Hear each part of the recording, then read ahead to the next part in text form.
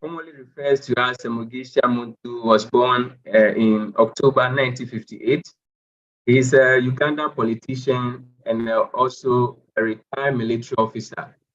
He is the current president of the Alliance for National Transformation, that's the ANT, a political party that he founded in March 2019.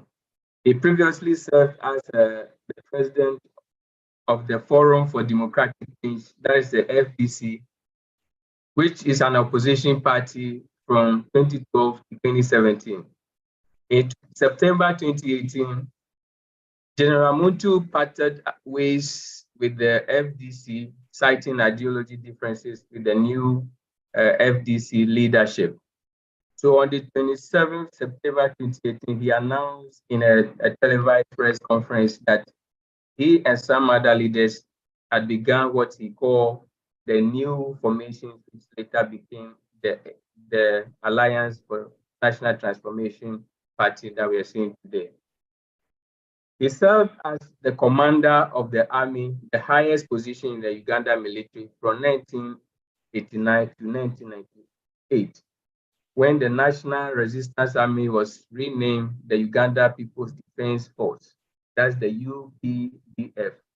General Muntu became the commander of that unit. In 2008, he unsuccessfully contested for the FDC presidential against Kisha Besige, but was later elected as the party president in 2012. So he has been in the political arena for a very long time, and he's also a military commander, former military commander, which is the highest position in the Uganda army. So he's very experienced and is going to share all his lifetime experience with us today. We are very privileged to have General Muntu with us today, and we want to just give the floor to him, give us what he actually packaged for us this afternoon. So if General is around, the floor is open. We'll give you 40 minutes to give the presentation, and after that we open the floor for questions, which will also take close to 20 minutes, and then after that we can quickly close and then go back to our normal activities. Thank you, General. Thank you for being with us. We are very privileged to have you.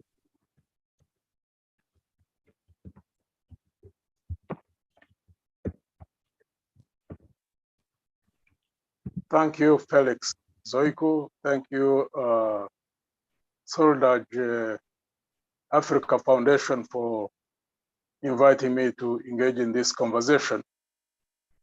I will try and give a brief presentation, hopefully less than 40 minutes, so that there can be more time for the question and answer session. Let me first give a background to our situation as we sit today in Africa and look at the historical perspective. I hope I'm being heard. Just around our time of independence, most African countries, a few became independent before 1960. The majority of the African countries became independent after 1960. But in the early 60s, the very idea of African integration started. And there were two groups or blocks, if one may choose to call them so. There are those who felt that Africa, immediately after each country would get independent, that there should be immediate integration to form an African Federation of States. And those who favored immediate integration, or having an African Union of countries, were termed the Casablanca Group, because I think that's where they had the first meeting. And of those, there were leaders like the late Kwame Nkrumah, the late Sekou Touré of Guinea, and Modibo Keita of Mali. And then there was another group of that favored that there should be a looser alliance based on gradual economic cooperation and eventually into political integration. And it was termed the Monrovia Group or Bloc. And that was basically spearheaded by the late Mwalimu Nyerere of Tanzania, and countries like Nigeria, like Senegal, like Cameroon were in that Monrovia Group. So they kept on contending around that issue. And in 1963 of May, they reached a compromise position. And that's when OAU, or the African, the Organization of African Unity was formed. And therefore, they gradually, more or less, had determined or charted the way forward at that point in time. And the main achievement of OAU up this point so far, that at least has been complete, is the decolonization agenda, because it continued, and the last country that became decolonized, I think, was South Africa, when they defeated apartheid. And since that time, the continent has gone through a number of phases on within the global environment. Went through the Cold War, went through the era of structural adjustment, and then eventually evolved to a period when there was a lot of focus on a global scale, the era of regional economic blocs, or RECs. The running theme that you notice throughout, in spite of the desire at the time of independence, most countries wanting to go into integration at the political and economic level, regardless of whether it was the Casablanca group, which wanted immediate integration, or whether it was the Monrovia group, which was a gradualist group that wanted to see African integration, but built on regional blocs, which were later formed, like ECOWAS, like SADC, like East African Community, and I think in the north, and the north, there was an economic bloc, I think, called Maghreb. It hasn't been as active as ECOWAS and East African Community and SADC. You note that most countries, or at least the leaders in those countries, were driven by instincts of survival as countries, individual countries survive. It's been running through the whole period since independence, 60 to 70 years at this point in time. However, the idea of integration has never died, because at some point, like in 1999, a series of summits were held, starting with 1999 in Sirte, Libya, spearheaded by the late President Muammar Gaddafi. I think that's where the idea of establishing the AU, currently, the African Union, started. And then 2000, there was the Lome Summit, where there was adoption of the Constitutive Act of the Union. And then 2001, there was the Lusaka Summit that established the roadmap for the implementation of AU. That's where it was drawn. Then 2002, there was the Durban Summit. And that's where the AU was launched. And since that time, there's been a lot of initiatives, a lot of programs, all focusing on how Africa can advance from the mess in which we've been stuck since before independence. And we are still grappling with so many challenges of civil strife. Like currently, we see some countries which are still stuck in that, like Somalia, unfortunately. We see like the warfare going on in Mali. We see the warfare going on in South Sudan. Along the road, there were proposals in regard to at least the questions of security, besides other questions, whether they've been political, they've been economic questions. As an example to the response to having internal capabilities on the continent to pacify areas, to create conditions of peace within which the agenda for political and economic advancement would be done, there was a proposal for regional standby forces, which was in 2008. And then it was postponed to 2010. And then later it was postponed to 2013. The deadline for 2015 was established. All that was along the idea that within Africa, we need to build our own capability, at least in as far as the stabilizing areas was concerned. At this point in time, that hasn't happened yet at the level of AU, nor at the level of the different regional blocks. Some have attempted. It's a work in progress. There are other factors which have been obstacles to political as well as economic advancement.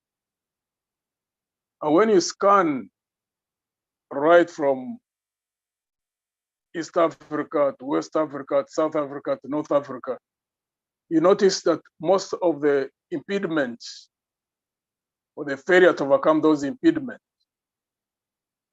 at the level of leadership, the question that we are still grappling with across the whole continent. So I am glad when you look at the young generation, like those of you who are in the Solidage African Foundation, or short SAF, to see the objective that you want to network across the whole continent and see how you can work together in areas of research, in areas of making advancements for quality education, for quality healthcare, for innovations in agriculture, or innovations in all other areas that can improve the lives of the African people. Makes one feel that there is still hope in spite of what we are grappling with across the whole continent. But even the younger generations are focused on the same question.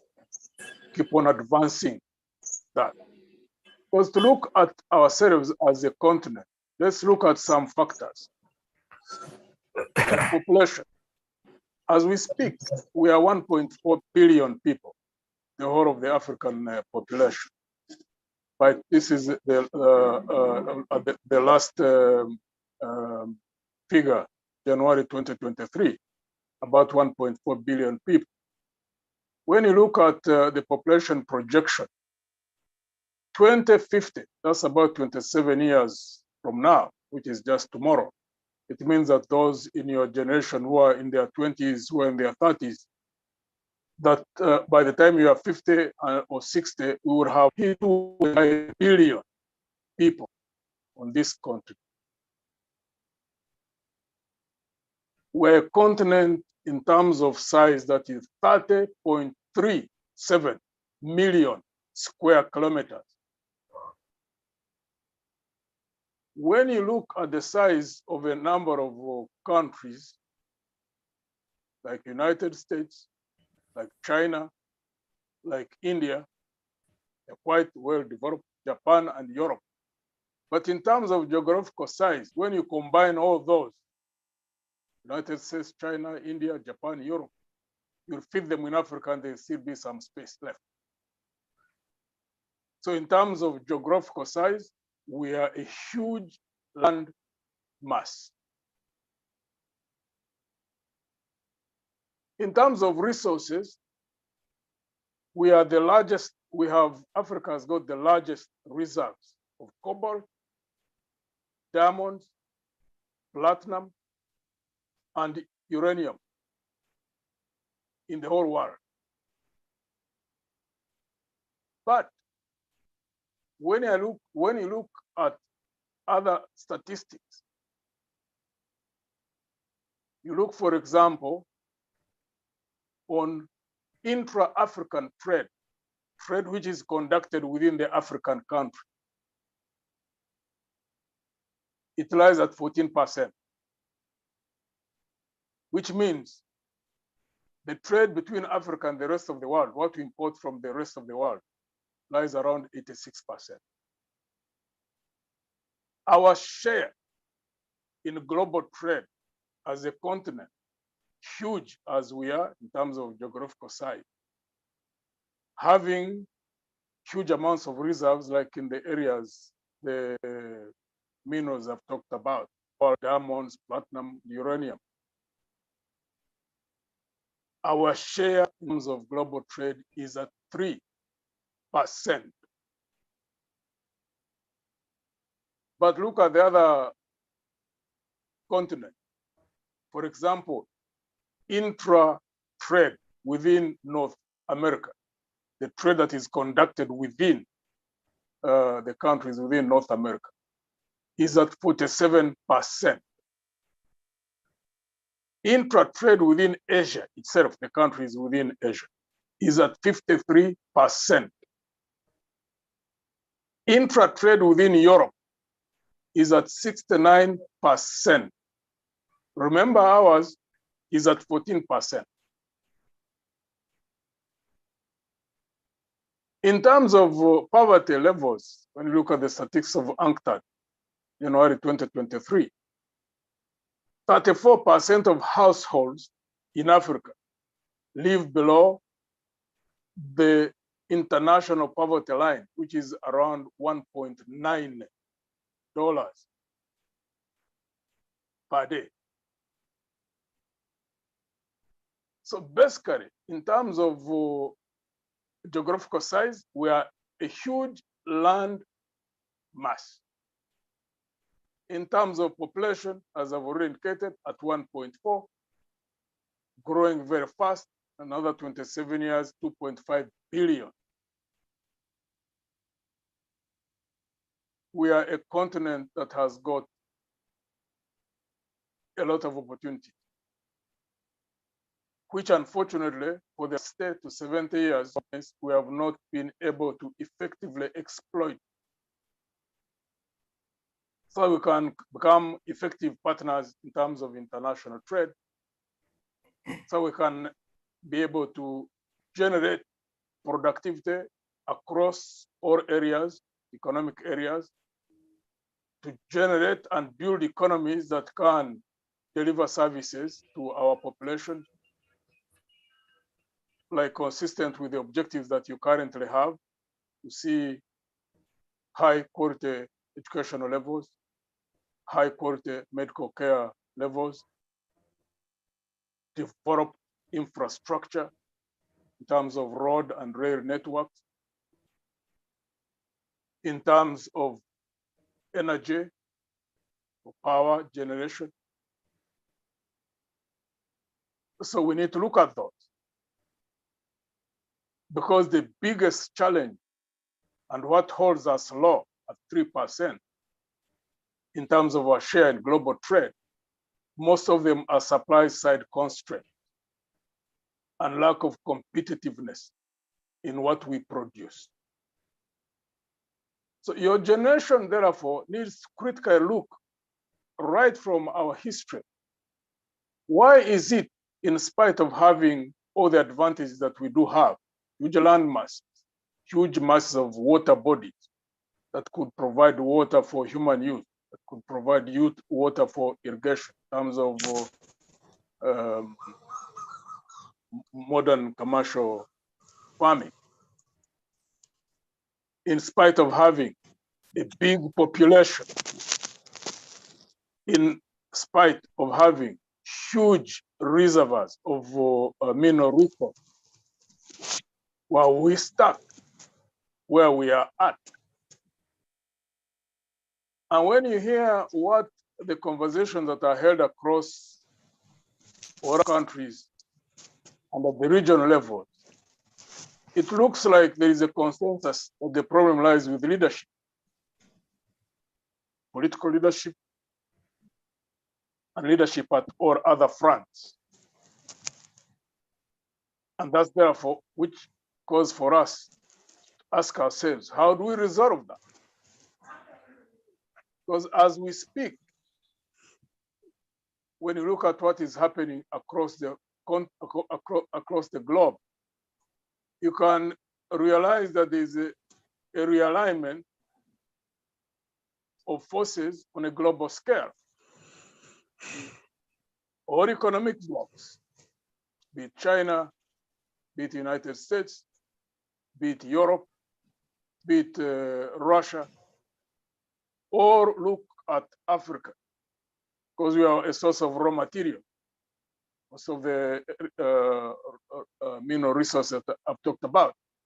Even for the potential for food production, because the land mass is huge, but it is underutilized.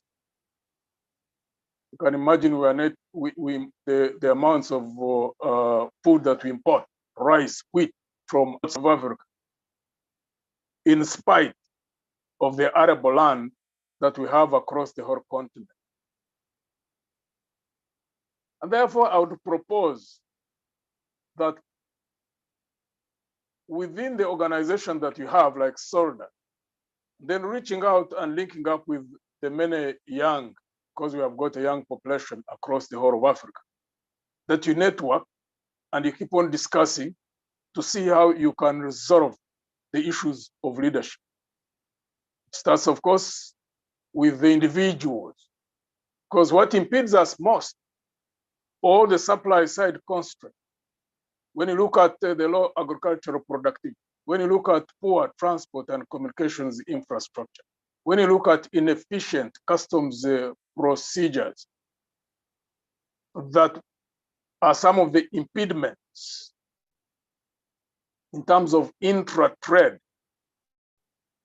All these can be resolved the moment you've got high quality leaders who are focused on the development of their communities, on the development of their country, on the development of their sub-regional blocks, and therefore the development of the African continent as a whole.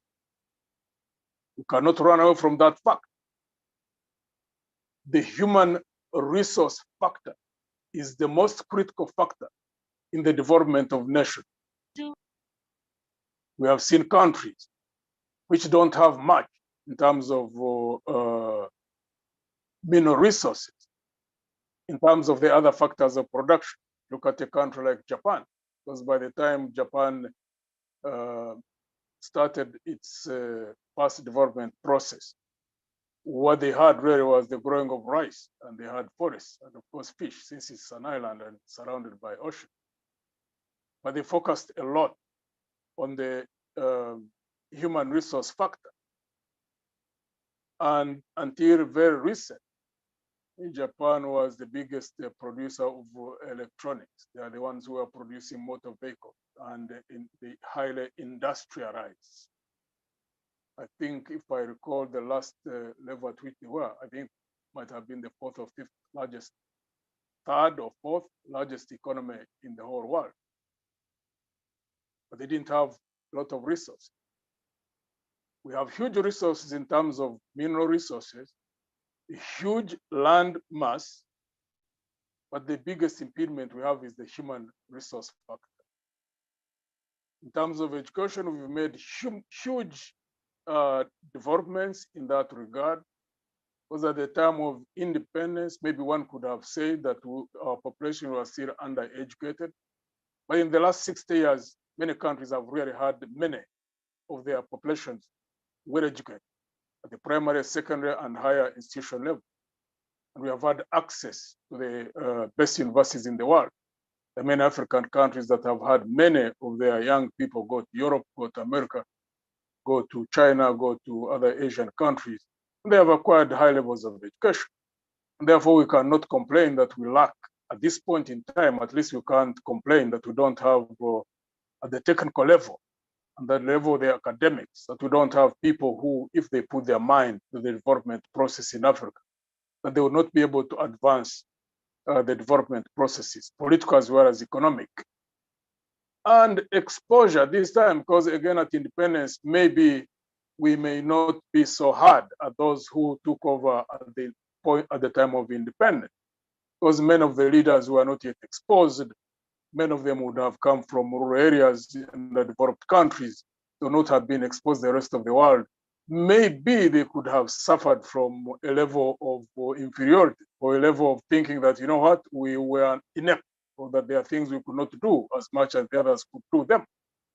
But since independence up to this point in time, many African leaders, many people in the different areas of in the academia, in the research areas, in the social areas, even those in politics, many are well traveled, many have attended universities outside, and really at this point in time, we clearly know that intelligence is not limited to race, that literally all God-created human beings are intelligent.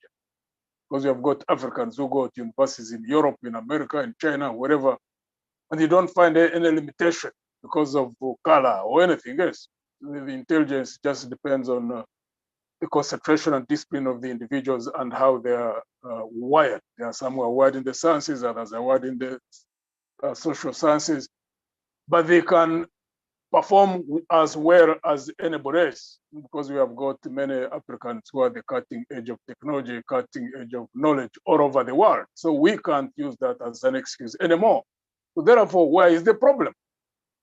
Again, it goes back to how we manage ourselves.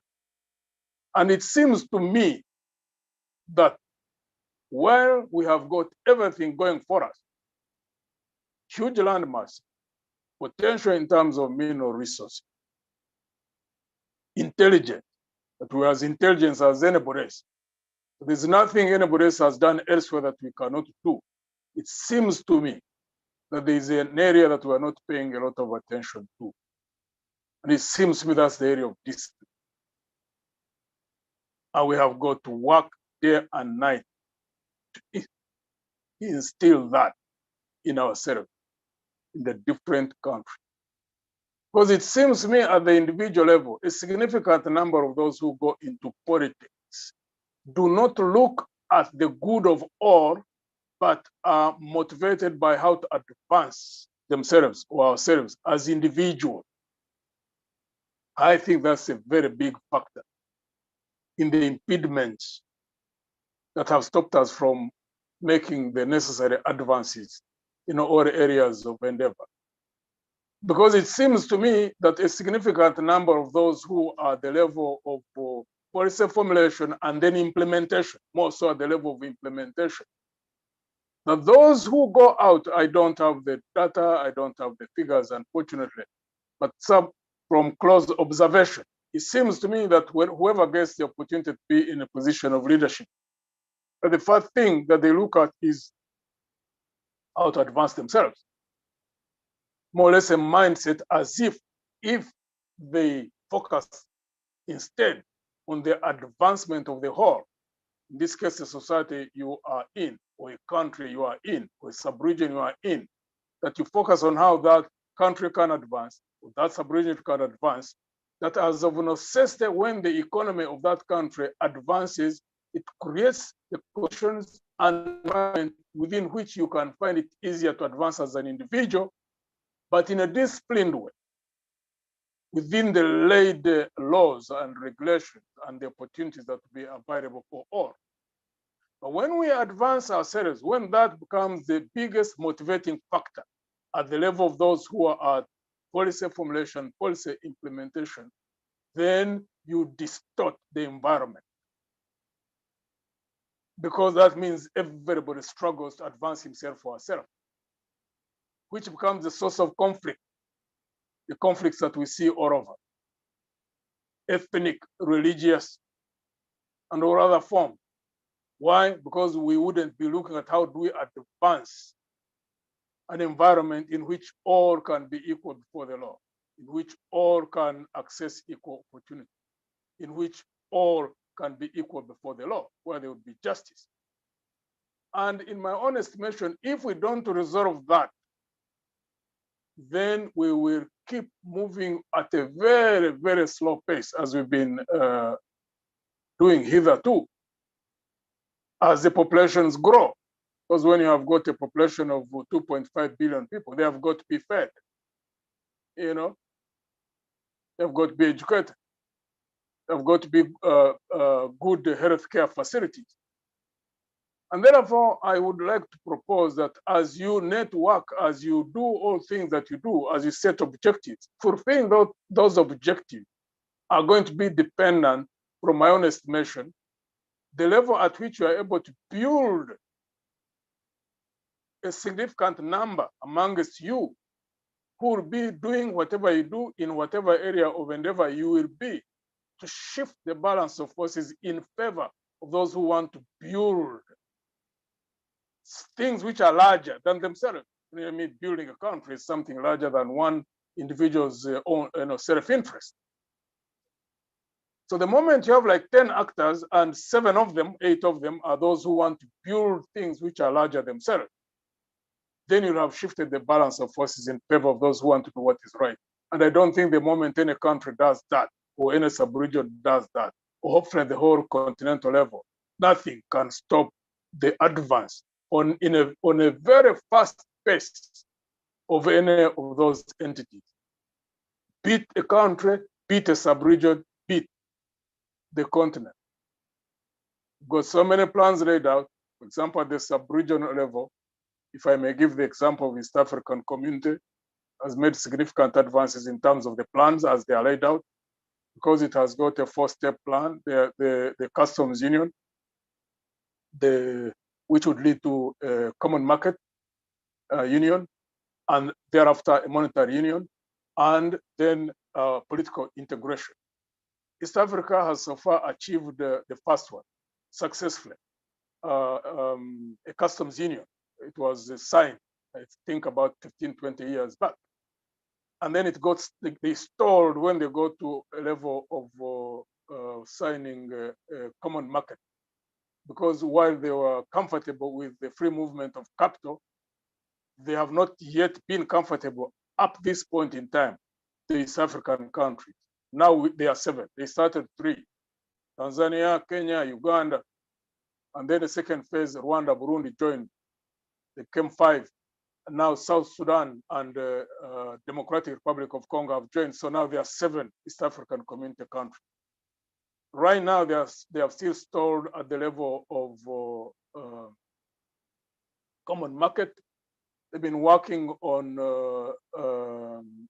free movement of capital. Biggest impediments, free movement of labor. It's an issue that they would have to resolve, because there's no, you can have one and not the other. And when they successfully resolve that, then they would be moving towards having a common monetary union that would lead them having a common currency. Simultaneously, they've been trying to fast track the federation. One hopes that they'll be able to succeed. But for them even to succeed, and that's not only applicable at the East African Community level, I believe it would also be applicable to SADC if they reach that point of integrating, or to ECOWAS or the Maghreb. You cannot fully integrate at a sub-regional level unless you have got leaders who are willing to cede power from the national level to the center. And up this point in time, many African leaders have acted as if they want to be, as someone said in the 1960s, large fish in small ponds, rather than being small fish in ocean. Or like in this case, if you have a whole region integrating, I mean, a leader small of the country would be small. But the moment they overcome that and are able to cede power to the center, then would have seen successful integration processes in the sub-regional bloc. So one hopes that East Africa would be able to make a breakthrough, or SADC would, or ECOWAS, because Maghreb has been moving, but seems not as fast as the other 3. So whichever of the other 3 succeeds in full economic political integration, I believe it would be a study case for the others, and I would suspect that it would also be a big motivator for the others to follow suit. Right now, it doesn't make sense to find that you can have intra-trade at 14%. The whole African large land mass. But even at a lower level, like East African Community, you will find that right from the northern point at which East African Community starts, because that's at the border of South Sudan and DRC, And then DRC shares borders with South Sudan, with Uganda, with Rwanda, with Burundi, with Tanzania. Largely, Tanzania, there is a lake. But in terms of infrastructural development, you don't find any modern road, for example, between Uganda and that links into Congo. There is no rail. And yet the whole of Eastern Congo naturally is tied to the Eastern seaboard. It can only trade either through Dar es Salaam or Mombasa.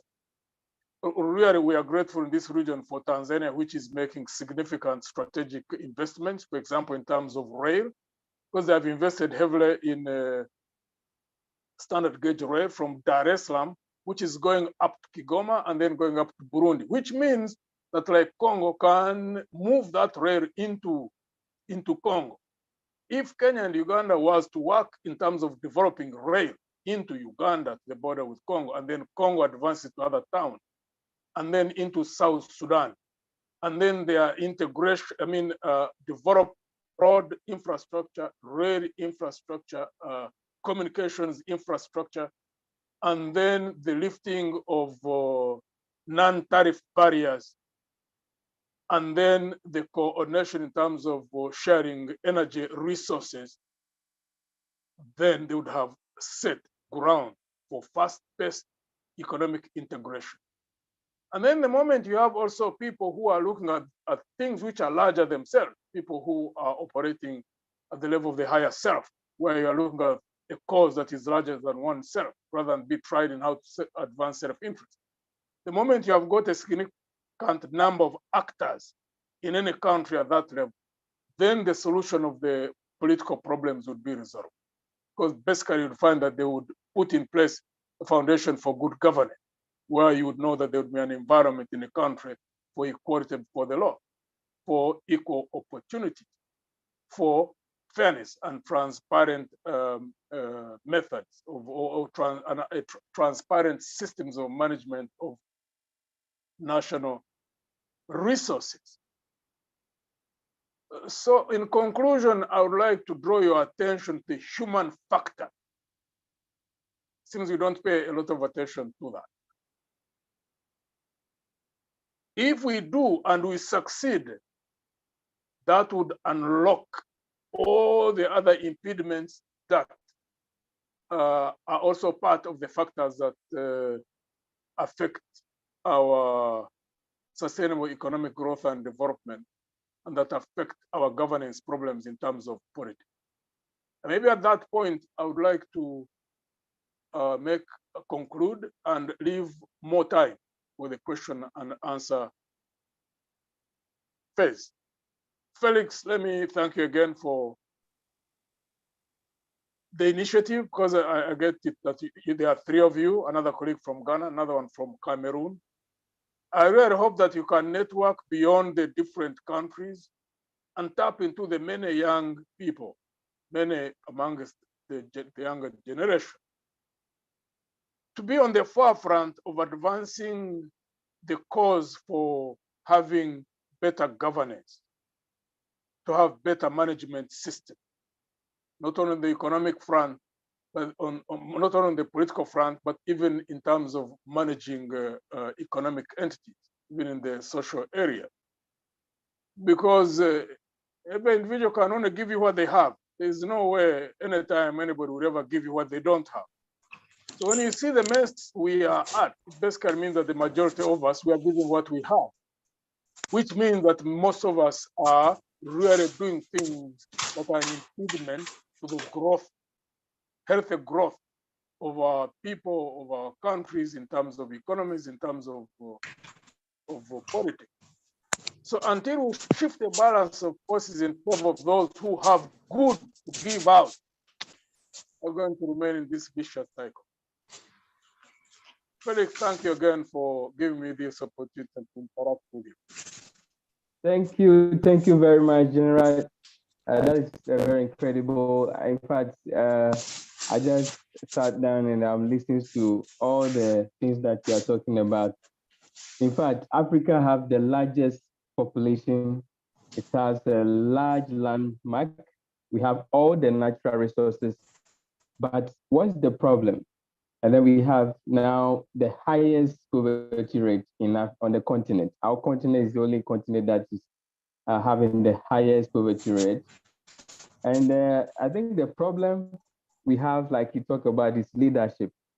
And so it is something that we at Solidage Africa Foundations, as a young organizations and full of energetic youth, I think is something that we will pick it up and see how best we can preach the message across the continent, which we've been doing over the years. And we will pray that we'll be able to get to all the countries on the continent. So please, this is the question time, and we've opened the floor for questions. If you have something to ask General Muntu, you just quickly put it together, and then he's ready to deal with that. So the floor is open now. You can quickly ask your question. Please, let's be brief. And yeah, I can see Apote Anthony. So Anthony, you're on the floor. You can ask your question. Okay. Unmute your microphone. Yeah, thank you. Thank you very much for the opportunity. And I want to also thank General so much for his presentation. In fact, I was actually weeping here when he was presenting those points. And it looked as if Africa does not have hope as it stands at the moment. But the question that I want to ask is that, is there any means of making progress? Because when you look at his presentation, it looks as if we are not economically independent.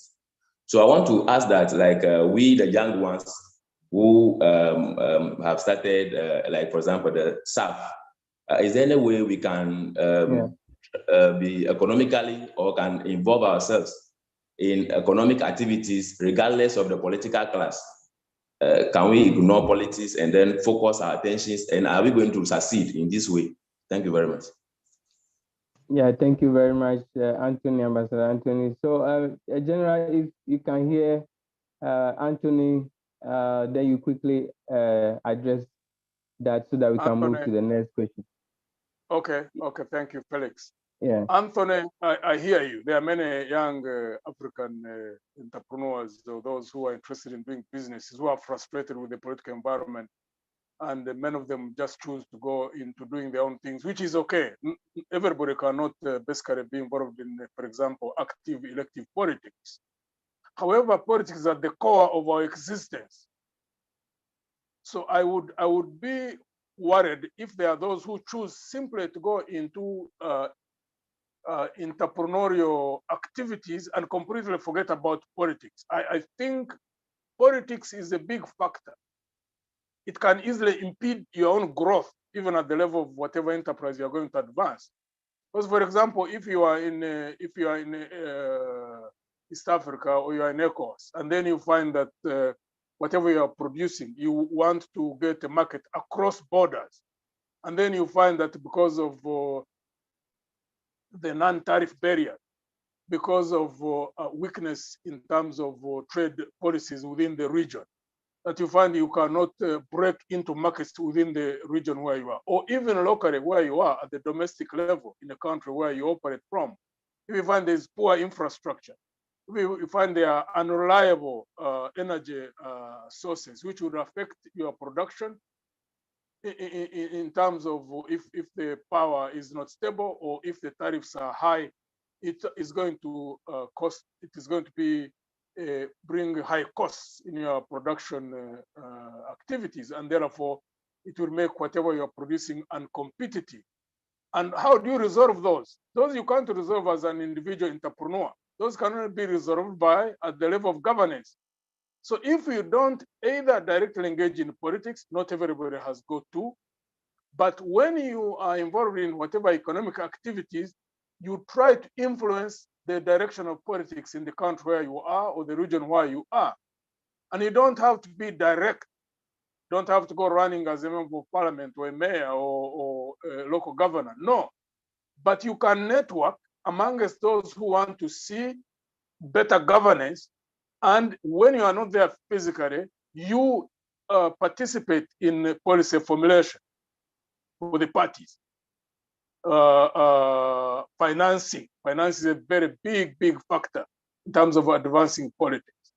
So I would like to believe that those who will make breakthroughs on the African continent, the different countries, is where you find a network of young people and middle-aged and old who think alike, want to put things better in the countries in which they are, even if they're not directly in politics, but to build vehicles that they can support in terms of influencing the policy direction, in terms of financing those vehicles, parties in this particular case. So to find a party whose policies is consistent with what you want to see, how you want to be helped in the enterprise in which you are, whether it is agricultural, if it's agricultural and you are a small scale producer, and therefore you want to see policies where all of you who are producing the same crop, if it is, for example, cocoa, and you find that at an individual level you cannot easily influence, then a cooperative, like in this part of the region, East Africa, cooperative unions have been some of the biggest vehicles through which small-scale operators can build capacity to negotiate for markets, build capacity to, in the addition of value in terms of building agro-processing industries. So you can't forget about politics. And I get frightened when I find many people who are educated, the elite, who have chosen to completely cut off from politics, completely unplugged. You know, how do you build effective states? How do you build if you don't influence politics at the national level? How will we even have successful integration at the regional level? And eventually those who want to see the whole of Africa fully integrated. How will the whole of Africa be integrated if we don't succeed at the regional level, if we don't have units at the country level that are well led? How will they be well led unless there is influence that is dominant of having good governance, policy, frameworks established? How will they be established unless there are people who operate within the vehicles that compete within politics? These are political parties. How will political parties operate at that level unless they get like-minded people who want to see change, qualitative change, become part of them, either direct or through financing and subscription or other form, giving backup in terms of developing policy options and all that. So yes, I agree with you. Go in an area where you feel you have a calling. If it is business, go into it, but don't cut yourself off politics. See how you can influence politics to become better so that we can make these advances that we desire to see happen. Yes. Okay, thank you. Yeah, so the next person is Bless Agbenafa. So Bless, you're on the floor. You can ask your question.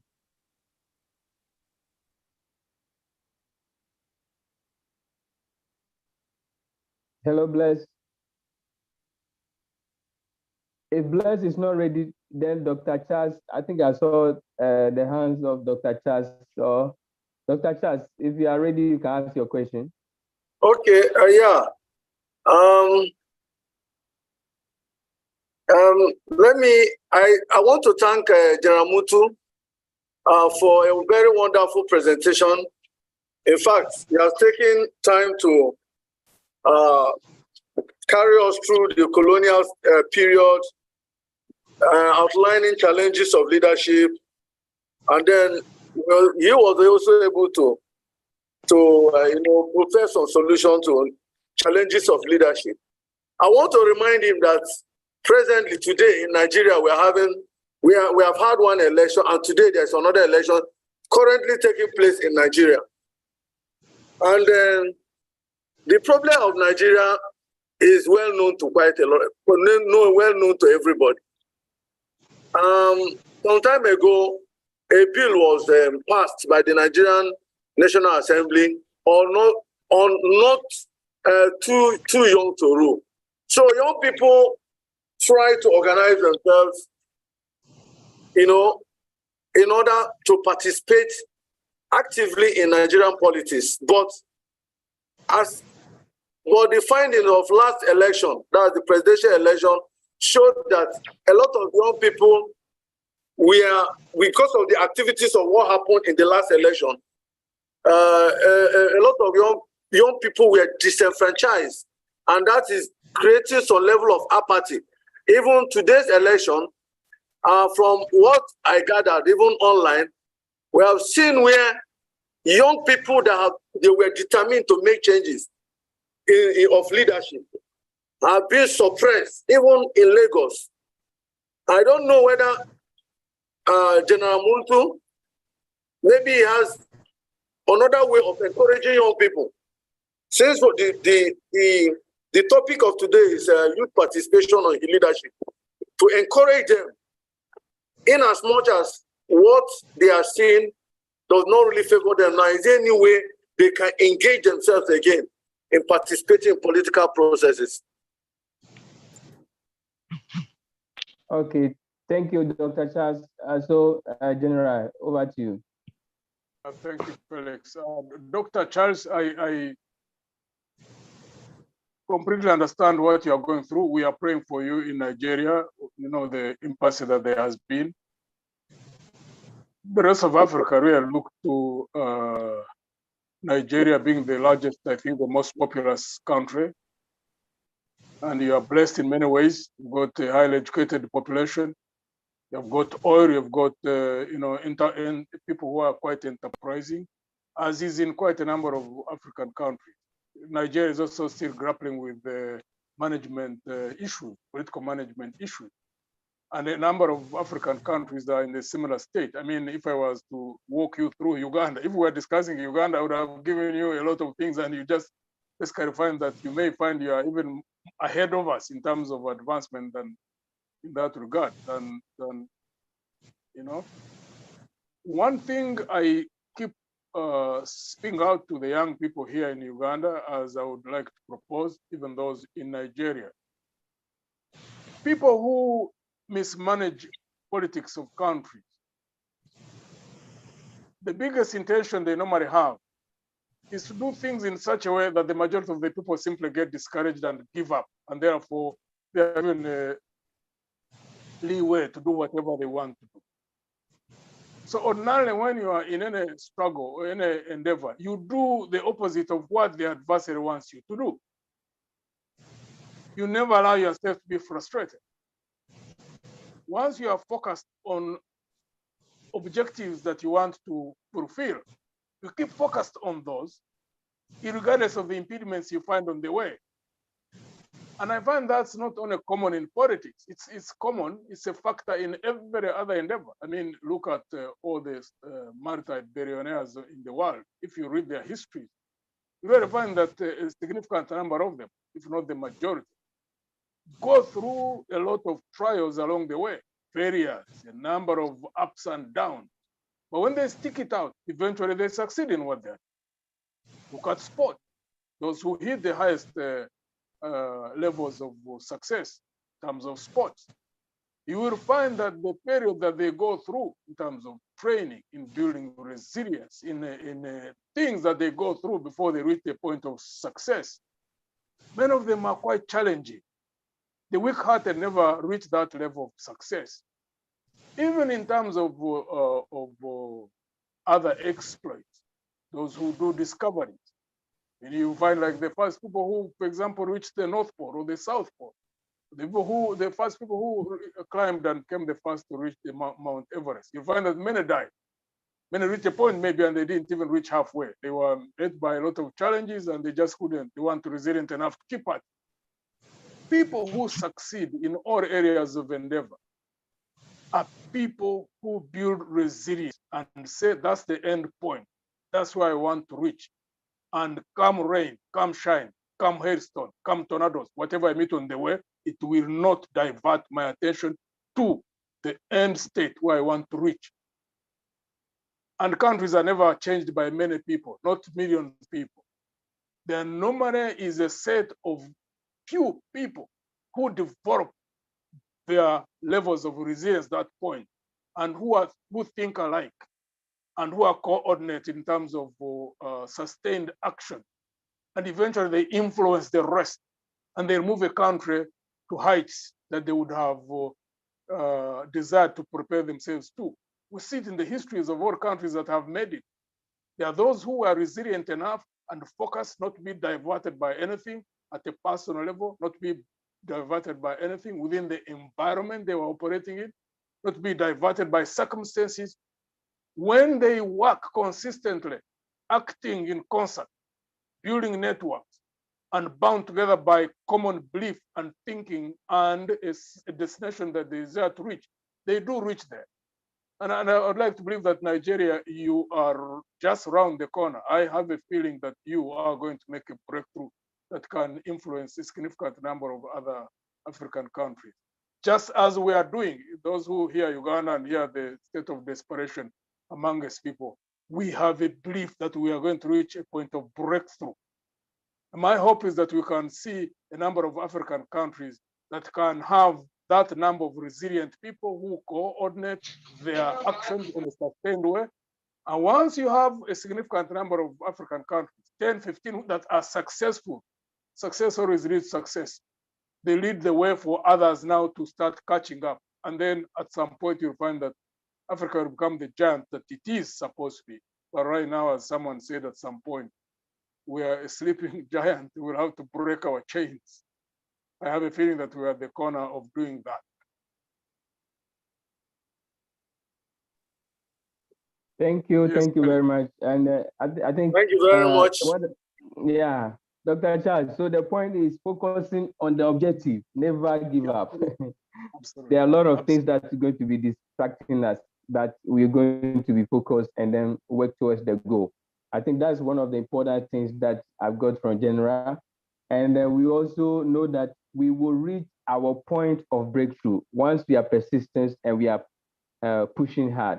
So please don't give up in Nigeria. Right.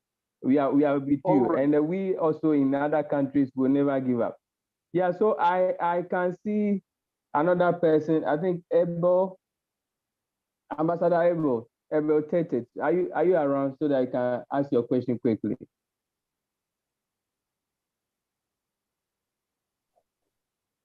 Yeah. So just be brief, and then another person will come in. Yeah. Yeah. Hello. Yeah. So you're on the floor. Thank you very much for the opportunity. I must commend General for the presentation, but I want to ask a question which seems to buttress a little bit on the political, the importance of politics in influencing or changing the narrative about Africa. And recently, something happened in Ghana. I don't know, Ambassador Felix, you might have a knowledge about it. It's the incident that occurred in Ashima. Can we move a military guy was killed. Please, can I be heard? Your line is breaking. I don't know if General can hear you clearly, but from my side, your line is breaking. General, please, can you hear him? Hello? Yeah. I was going to ask Felix if you hear the question well, then you can repeat it to me because I didn't hear it well. So I'm struggling to hear Ambassador Evo. So please, can you repeat the question again? I just move a bit away from where you are, your position, so that we can hear you clear. I am.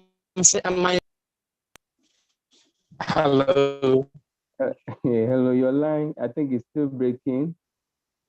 Yeah.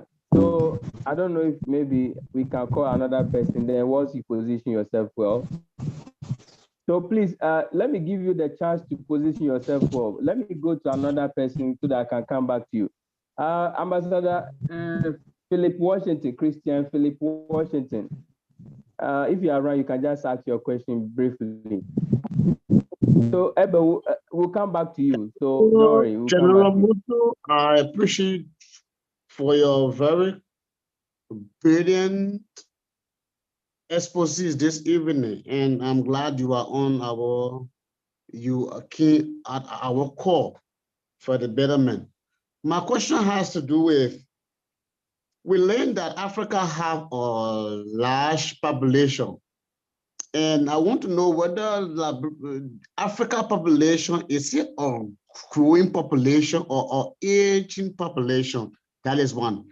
And if so, from that two question, aging or growing population, why then in Africa, the Asian folks does not allow the younger ones to lead? And most often, if you are a young man trying to lead, they find all means to suppress you and you cannot achieve that goal. And most often, I believe the aging one, their thoughts have left the scene.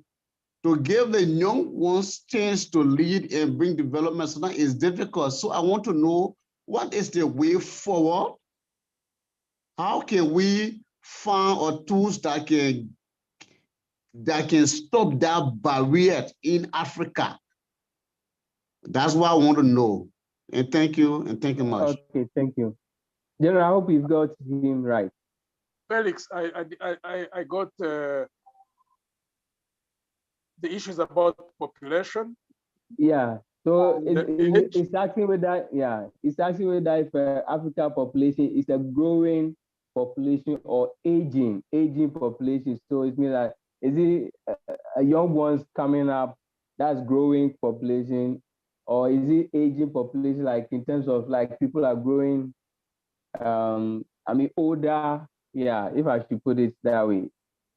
Just a population that represents the old people, or is a population that represents the new people, like young people? But then again, the next point is, why is it that when the young people trying to, fight to get into the, how do you call it, those leadership positions, the old ones are suppressing them. They are not giving them the chance. And you see that the old people are in power, they don't want to leave power. They are power drunk. And then they are not giving the opportunities for the young ones to also get into those positions, to also exhibit their God-given skills and talent in order to, how do you call it, grow our continent. I so fully what understand can we do? that. Yeah. Okay, I get the question. Africa has got largely, I don't have the statistics for the rest of most of the other countries, but I know, for example, in East Africa, we have got the youngest population. For example, in Uganda, young people under 35 are 75% of the population. And young people under 14 are 52% of the population. And the whole continent, the 1.4 billion that they currently is, it's a young population, there's no doubt about it. And it gives a lot of advantage in that sense. However, on the issue of the old suppressing the young, we engage a lot of in a lot of debates, even here in Uganda. So I'll just give you my own perspective. My own perspective about age is a significant factor. In the young age, that's when people are their most productive in terms of the energy of engaging in things, at the level of being innovative and productive, and even at the level of taking risk. There is no doubt about it. But in terms of influencing the culture, for example, from where it is of bad governance to a culture of good governance, I have a feeling that we must work across the age groups. Because in that regard, in my own estimation, the issue is not that it is the old, for example, who are dictatorial. It is only the old who are driven by self-interest, to the point where they can loot countries without caring about the good being, the well-being of the rest of the citizens. When it comes to that, I get a feeling that it's not an age factor. Again, I use our own experience here in Uganda. I don't know elsewhere. Because in Uganda, at the time of independence, our first president and our first prime minister, one was 36 years, another one was 35 years. But the management of politics from 62 until 71, when we had a coup, there was a lot of mismanagement, and that's what led to that, the internal contradiction that they failed to resolve, and therefore it led to a coup. Now, in our time, because I've been referred to as having a background in the army, we started a war here internally in 1981, and we took power in 1986. By the time I became the commander of the army, I was 32 years. And the highest levels of command, the time, even now, the generals who are still in power, because we separated, we just simply fell apart in at the point. Many of them now who are in their 50s, who are in their 60s, at that time in 1975, the majority of us were under 35. Excuse me. The only person who was above that was the leader, General Muntu, who was 42. But the cumulative mistakes that were made that led us to going astray, you cannot put it in just one person. The rest of us who are young, who are in our late 20s and early 30s. So why did we make the mistake that we made if the issue is the question of age? My conclusion is that people can be corrupt in their 80s, in their 60s, in their 40s, in their 20s. These days, we even see people who are corrupt in their, teens, 18 years. And you can get good people who want to build things that are beyond their self-interest at all age groups. You can get them in their teens. When I joined politics, I was in my, around 17, 18. I became active in politics. Even now in Uganda, I see quite a number of young people in the party who are around that age, but who are motivated by doing things which are beyond self-interest. And therefore, my own view would be, if it is possible to have vehicles that integrate the young, the middle-aged, the old, but who are bound together by similar values, I have a feeling that they will make a quicker breakthrough out of the mess from which we are, rather than operating at the level of age. Because right now, in the regime which we have here, I see young people, some of them even ministers in their early 30s, who are simply part of the part of the gravy train that there is. I see many in their 20s competing to get on the gravy train rather than fighting to oust the cartel that is almost ruining the country. I would really be very hesitant to operate at the level of age, because I know that the current age group in another 20 years is going to be in their 50s, 60s. And I suspect that if things will not have been put right, the young ones can also almost operate on the same premise. Now, having said that, if you have a significant number within the young age group, but also who subscribe to values on the basis of which a firm foundation for good governance and sustainable economic growth and development can be managed, then they can actively participate and become influential leaders in their country. They don't have to wait to be allowed, because they're in the majority. The moment they are able to operate at whatever levels they are, and in the process build trust from the population, regardless of age. There are many young people whom I respect. There are many old people whom I have absolute disrespect for. Why? Because of value. That's the premise of our politics, at least in the party in which I operate from. But it may not necessarily be the majority understanding, but that's the path we'll continue building around. We need to build people around common value, not around age, not around gender, not around ethnicity, not around religion, not around anything. The moment you have people who want to see justice, want to see accountability in the management of national resources, want to see equal opportunities for all, regardless of whatever background people have, who want to see fairness, who want to see justice. The moment they organize themselves in a vehicle and they are the dominant force in that vehicle, the moment that vehicle takes power, they can radically transform a country.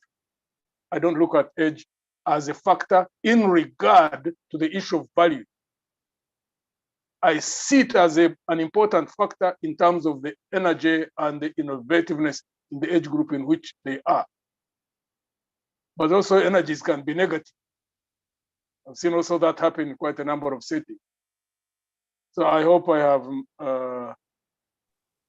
maybe shed some light from my perspective in regard to that crucial period. Thank you very much, General. So I think we have a few questions to attend to. Then maybe we'll wrap things up and then bring everything to a close. So Mr. Greg, if you're on the floor, if you're around, you can yes, just please. you can just yeah. Thank you so much, yeah. Ambassador. So General Muntu, I thank you so much for your presentation and also your inspiring words to people in Nigeria, where I am now. And just like you, I believe that something great is going to come around the corner from our country. Now, my question is what are your thoughts on the possibility of engaging with regional bodies like African Union, ECOWAS, and South African Development Corporation, and other regional bodies? And if it's possible that we engage with them, what model do you think we should use to have this interface? I hope my question is clear, sir. Yep. Yes, Greg. Yeah. Operate from whatever platform you are at and try and reach out, build networks. If you are, for example, in business and you're in ECOWAS, work with the other business, for example, the business platform that there would be in Nigeria and also in ECOWAS to link up with East Africa, to link up with the SADC. If you're in student unions, and you can utilize the platform for student unions. If you are in cultural groups, you have a platform in terms of that, you link up with the others in the other regions. If you are involved in agriculture, if you are involved in whatever area of endeavor, you try and link up with the others. And then you keep on sharing views and therefore see how you can reinforce each other and in influencing policy in the different parts. I mean, I see like a number of beautiful projects which are on the table, even under AU. For example, when you look at the intercontinental road networks, connecting SADC with East Africa, the ones connecting East Africa with Central Africa, the ones connecting East Africa to West Africa.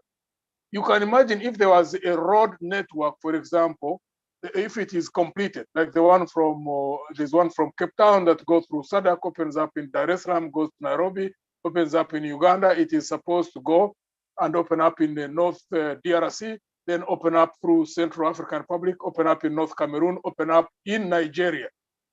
And then Nigeria has got road networks that go through along the coast, through Ghana, I think, through yes, corridor, Ivory Coast, and you know, different road networks.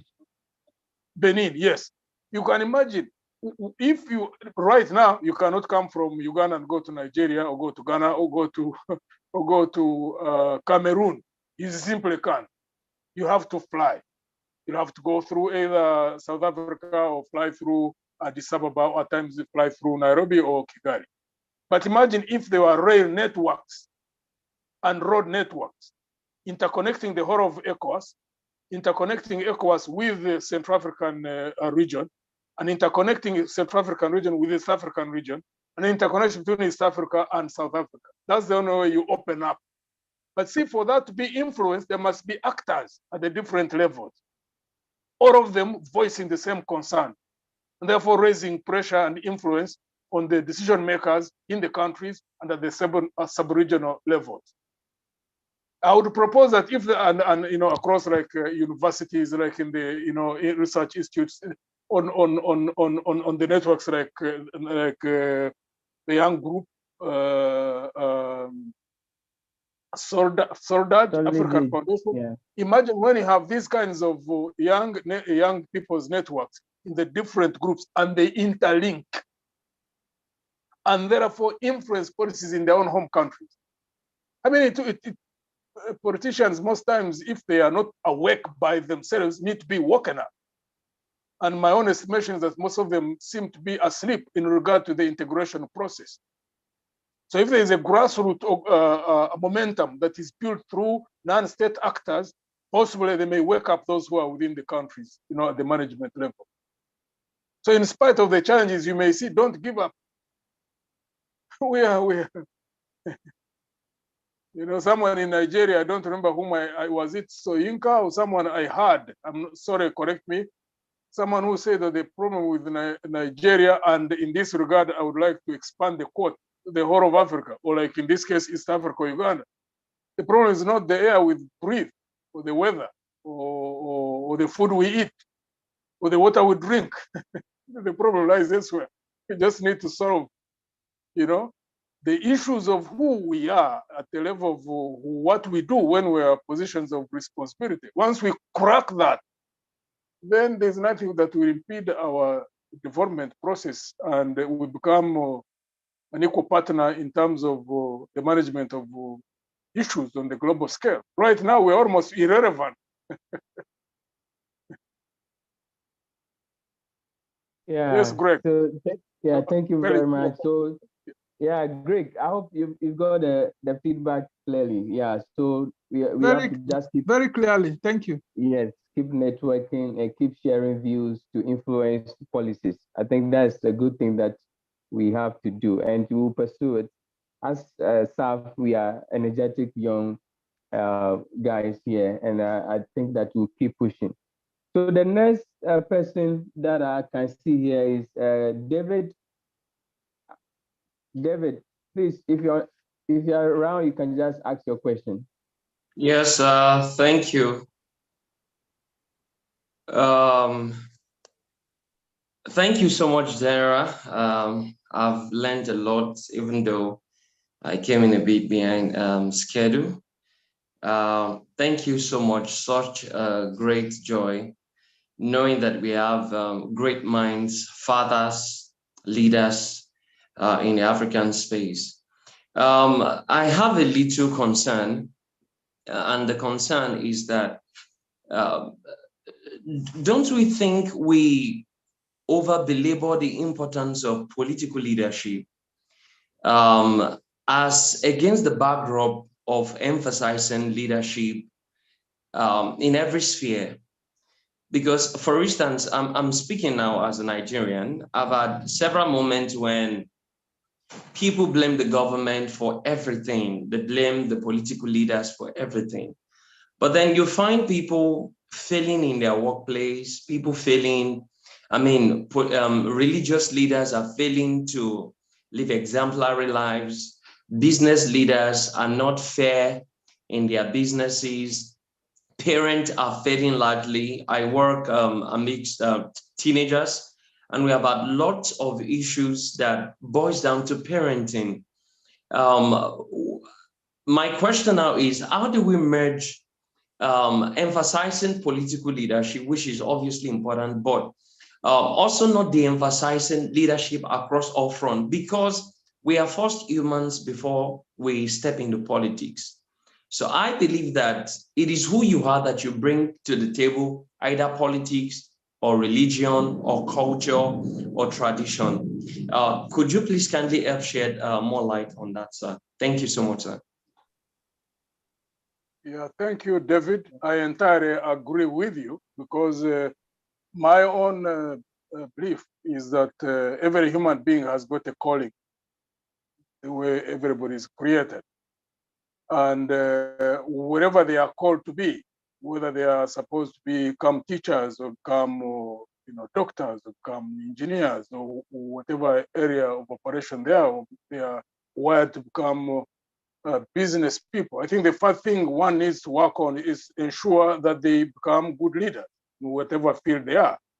Because if you have good leaders across the whole span of society, necessarily you wouldn't even find complications in the politics. However, leadership in politics also has a significant influence on what happens in society, because we can look at two models. There are countries which have been surveyed because they have had good leaders at the pinnacle at the level of politics, and those leaders have gone ahead to influence the culture, the political culture, the governance culture, and all other spheres of life, of society.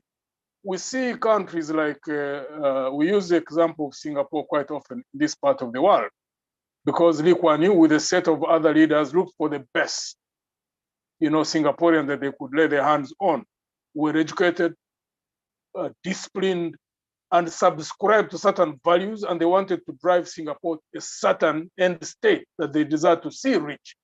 And they worked around that, and you can see that they literally developed a new culture within Singapore. But the other areas where I find that leaders had got the opportunity that could do the same thing in galvanizing society and building new cultures where you'd find equal opportunities, where you'd find justice, where you'd find zero tolerance to corruption, where you'd find fairness. But leaders took a wrong direction. And when leaders take a wrong direction, many times you find that the population really breaks down at some point.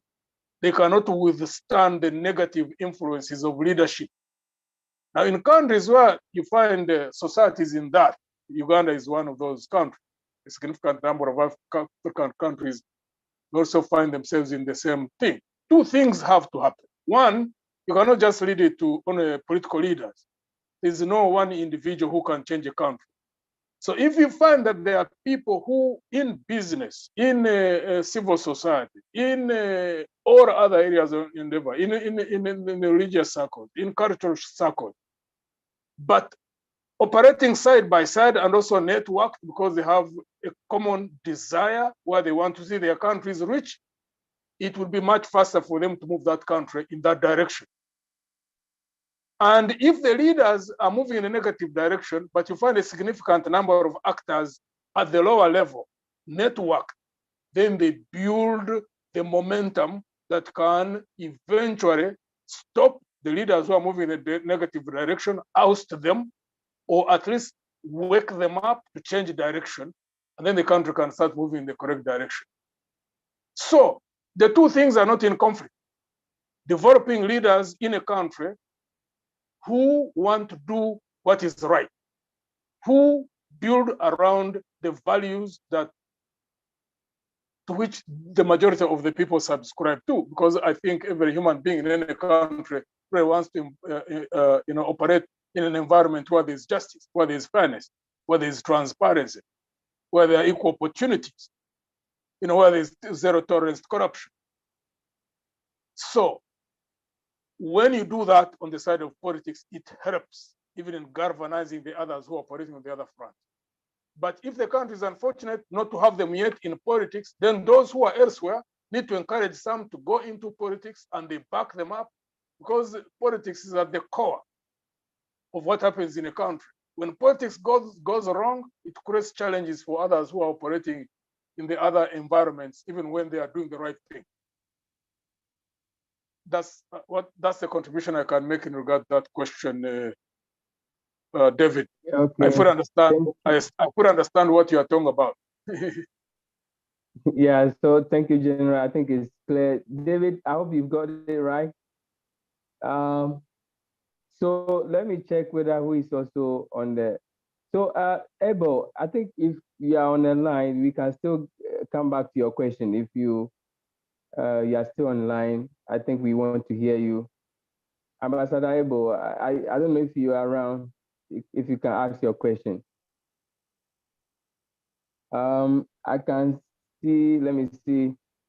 Mr. Bless, are you around, Bless? Okay, so it looks like Bless is also not available. Bless. So please, the floor is still open. So maybe we'll take one or two final questions and then we close. But if we don't have any questions, then I think we'll probably have to bring everything to a close. That is if we don't have any question, but we can still, yeah, I can see, David, you still want to ask another question? But please, Galazi tap A. I think I can't, so I think you have to put your, hello? I see Galaxy's hand. Who's Galazi? Yeah, that's Ambassador Moses. Yeah, okay, Moses, so you can go ahead.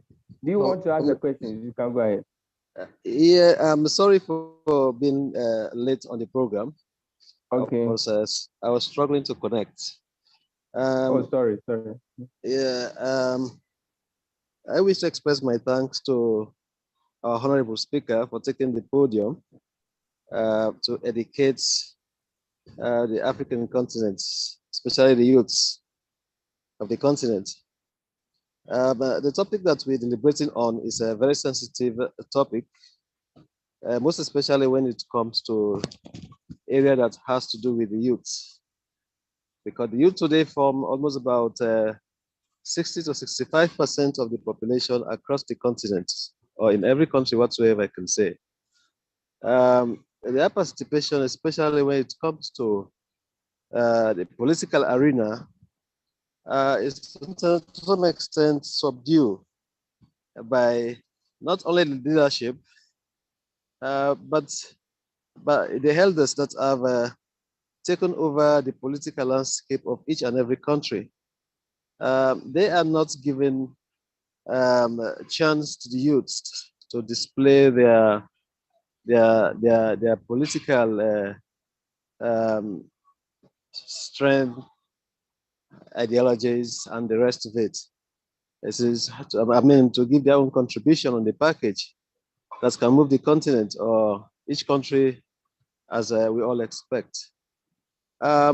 We look at the continent today, we find out that there are a lot of problems that range from disease, post-election violence, democracy being subdued.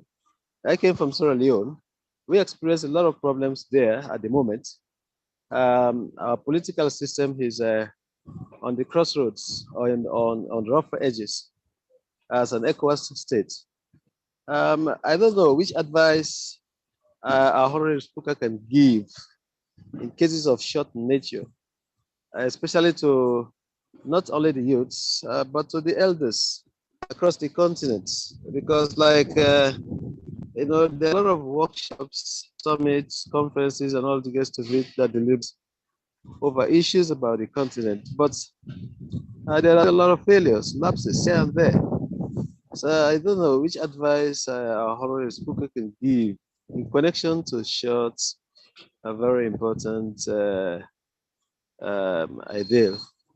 That's my question, sir. Honorable Speaker. Okay. I would propose that really, in terms of generations, because generations always come and they go. Right now we have got the young people. To me, the first point is to identify each other, because there is no uniformity in a generation. I completely highly doubt. Because right from independence, we've always had young people.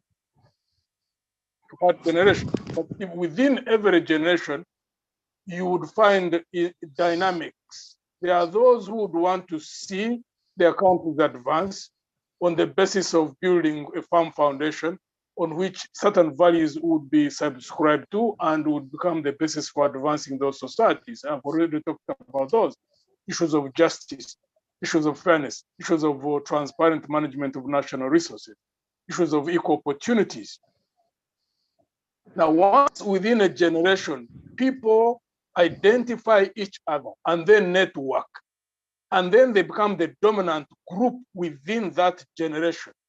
That generation will move a country from where it would be if it is a country which is in a lot of political, economic challenges, and then move it in the right direction. But there must be identification of each other, because right from independence, we have seen many countries that were led by young people, in their 30s.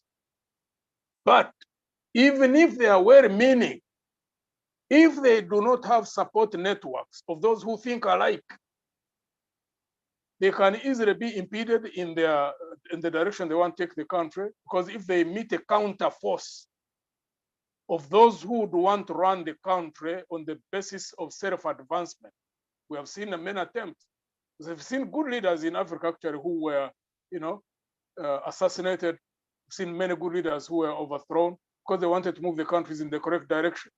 Because I think there was a lack of identification across generations of those who wanted to move the country in the right direction, so that they band together, even behind the leaders who want to move in the correct direction.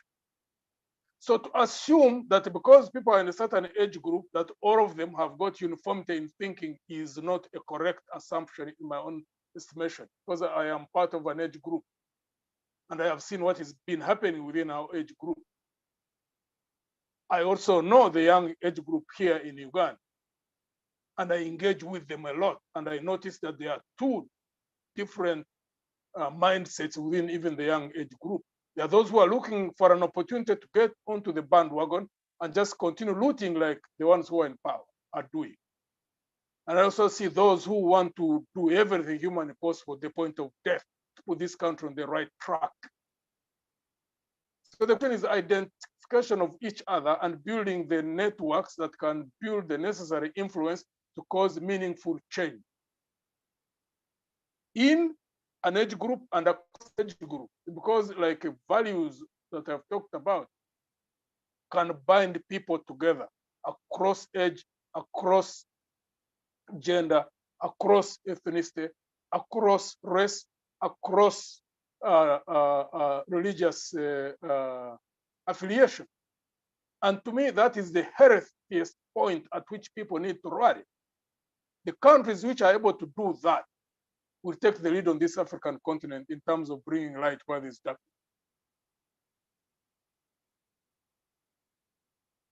Okay, thank you very much. Thank you, sir. Thank you, sir. Yeah, thank you. So Thank you for I think I saw that maybe this may be the last question from Agaba Nelson. Agaba Nelson, the floor is open for you to ask your question quickly. So I think maybe we will have to limit it to the last questions for the day. Thank you, Felix, and the organizers of this engagement, and to our speaker this afternoon, evening, General Muntu. I'm Nelson Agaba, and I am also privileged to be the acting National Youth Coordinator of the Alliance for National Transformation here in Uganda.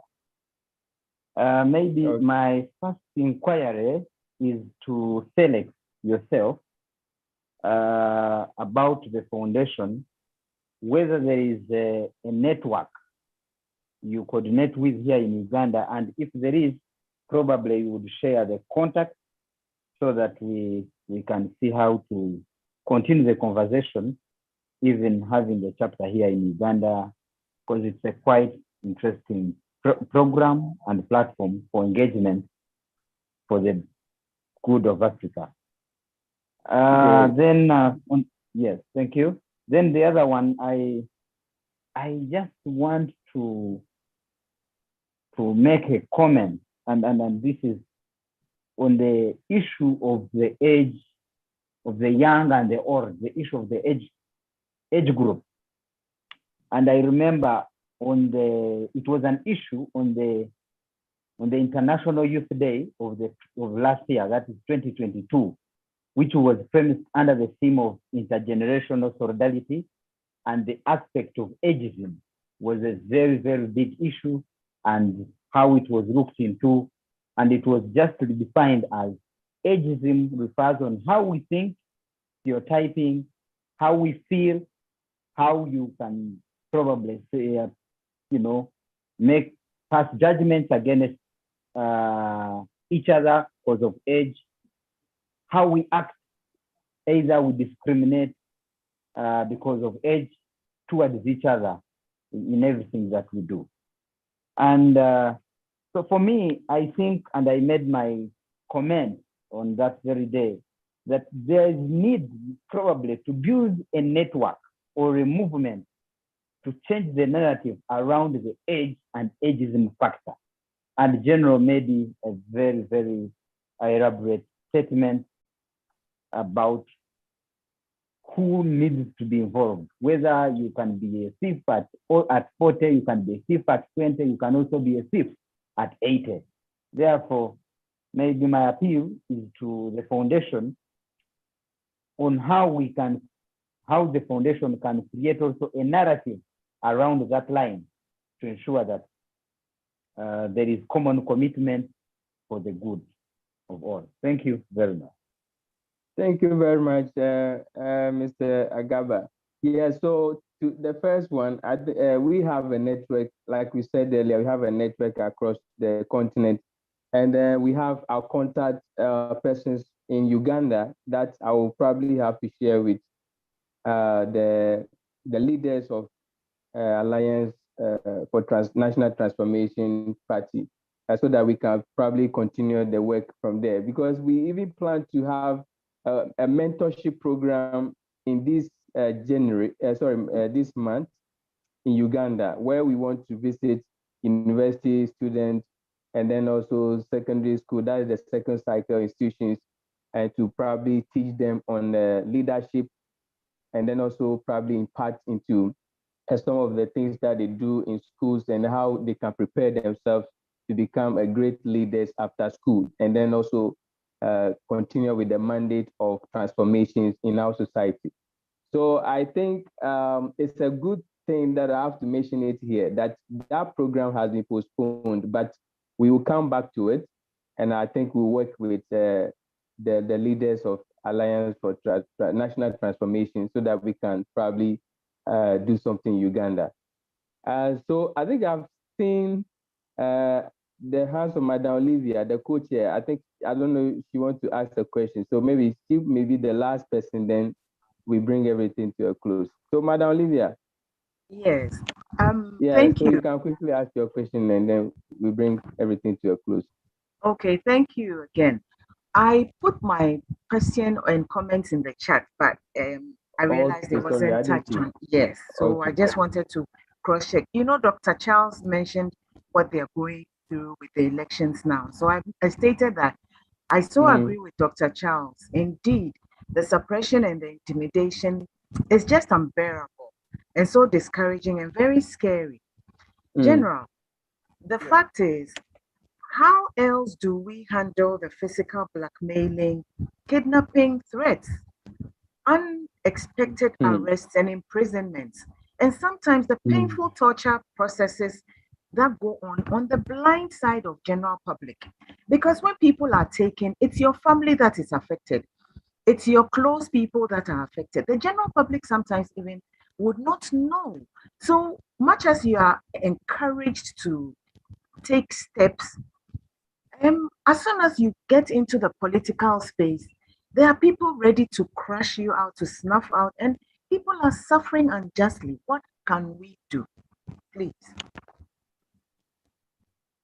Yes, Olivia, I wish I could propose an easy way out of that kind of predicament. Unfortunately, I'm not able to, in the sense that I know what happens when human beings are driven by the desire for self-advancement, and then they also happen to be in power, because power comes with a lot of privileges. Power comes for those who are corrupt, getting easy money, fulfilling whatever desires they have. I mean, beyond even human need. You can see many examples littered, across our history, from 1960s when many African countries became independent. People who are driven by self, by greed, and other emotions in the lower self will do anything to hang on to power. So the question is, there are also people who want to see countries advanced a level where there's consideration for justice, where you'll find that people want to live in a sane society where systems function, where the principle of separation of powers is in place, where you find there is the legislature, you find that there is the judiciary and the executive are operating independent of each other, but cooperating in the advancement of the well-being of the people in a country. Now, most countries in Africa have not reached that. Why? The biggest impediment is the people who get into power because they just want to advance themselves as individuals. So they will loot, and for anybody to try to get them out of power cannot be a walk in the park. We've gone through both, a phase of violence in many African countries, coups, 120-something coups in the last 60 years. Internal strife in terms of warfare. Some countries are still going through that. So you ask yourself, why? That's what we are as human beings. When human beings who are in positions of responsibility, who are supposed to be shepherds, taking care of the sheep, they're the ones who want to slaughter the sheep. They're the ones who want to exploit the sheep. That's where we are at now. So the current endeavors is to shift the governance culture on this continent and in many African countries. Now, I think it would be the best experience if it could be achieved without sacrifices. Unfortunately, up this point in time, and really since the history of creation, human beings who are driven by greed will always do all nature of things to suppress others. And we've learned through history that for them to be neutralized, that those who want to do what is right or to advance society to the next stage always go through times of sacrifice. I wish we could achieve advancement on this continent without going through those phases of sacrifice. Unfortunately, I do not see any other easy way through. So in every country where you find that kind of situation, there must be a number of people who step up and are willing to go through all nature of activities until the balance of forces is shifted in favor of those who want to build countries on the basis of values we talked about, where they would have justice, equal opportunities, equality before the law, fairness, zero tolerance to corruption. There must be people who are ready to go through all nature of impediments to cut through and move those countries to that point. Unfortunately, that's where we are at. And it is sad that there are many people who are paying sacrifices. Olivia, it is not only in Nigeria. I don't know whether you have ever been in this part of the world, but I can tell you, No, I've we have been to go to through any Uganda. better Yes. in Uganda. You've been in Uganda? Yeah. You put I your was ear on the in ground, a number Kampala. of wrong things are happening here in this country and a number of African countries. So we have to stick it out and keep fighting until change happens. Fortunately, when you look on the global environment, many countries that are stable, that are experiencing normalcy in their countries, where there are equal opportunities, where you can go and access good education, good health care.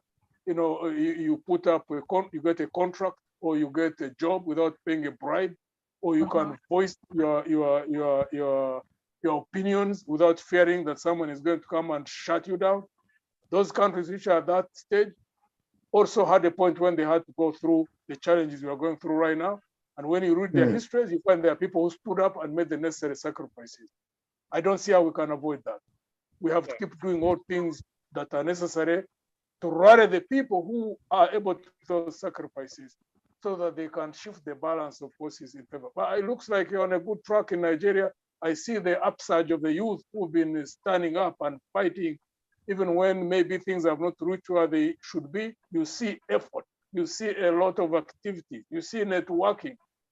And I have a feeling that in Nigeria, sooner than later, you're going to reach a point of breakthrough. And then we can also learn from you, those of us who are also struggling, almost going through the same challenges. Please, I'm in Ghana. And we are preparing Ghana has made significant, elections next year. Advances. Ghana has made significant advances, without doubt. You see countries like Botswana, which are way ahead in terms of stability in their governance infrastructure. So there are a few countries that we can learn from, which are a light in the, amidst darkness.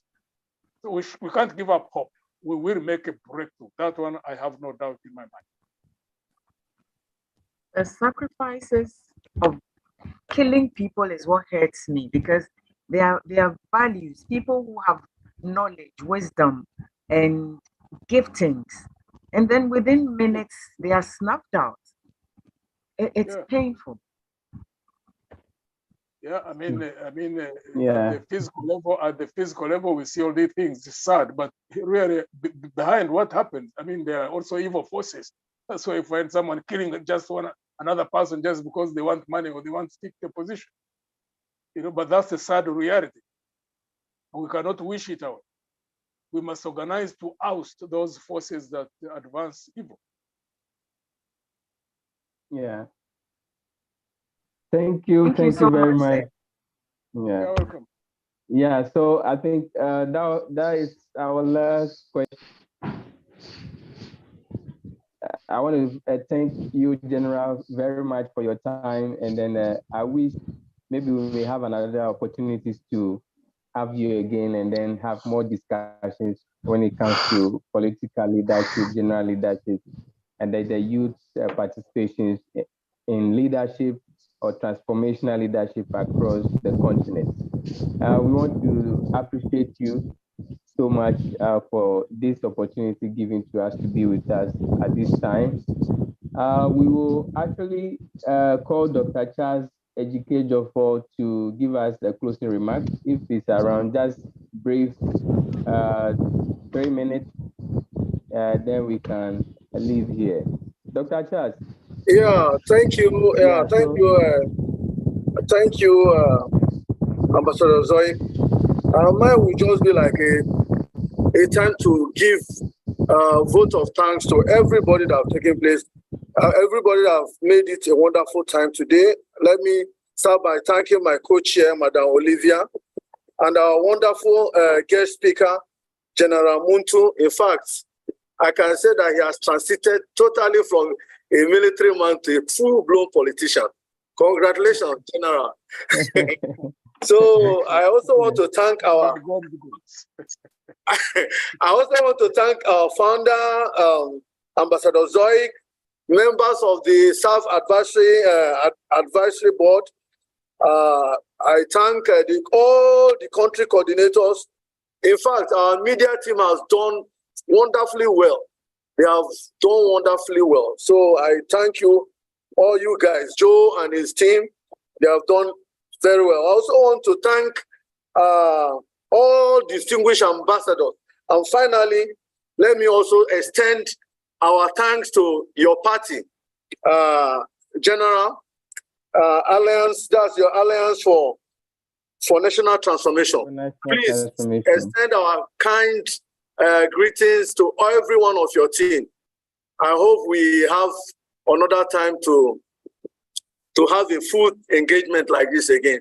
Thank you, everybody. I made it a time, squeezing off time to be part of today's program. Thank you once again, and may God grant us a wonderful day. Oh, thank you, Dr. Charles. Yes, and so officially we've come to a close, and I think the program is very successful. We can rate ourselves. I think it has been a great time with General.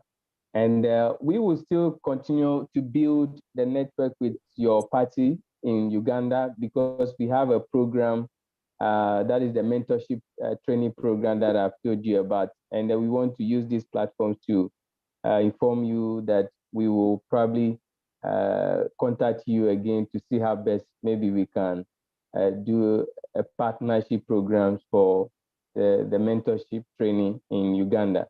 We'll put our team together and then also mobilize the other members in Uganda, and then we'll probably see how best we can start, the discussion, and then we'll find a day to settle on that. Thank you very much for your time. And I also want to thank everybody who participated in this. In fact, you've spent this time, you could have probably used it for other things, but you are here to listen to this important message. We hope that we are going to add this to our mandate and then probably continue the transformation process that we initiated years ago on the continent. Thank you, everybody. Thank you, and have a blessed night. Thank you.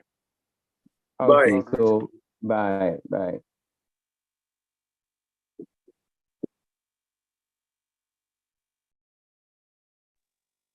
Hello? Hello? Thank you.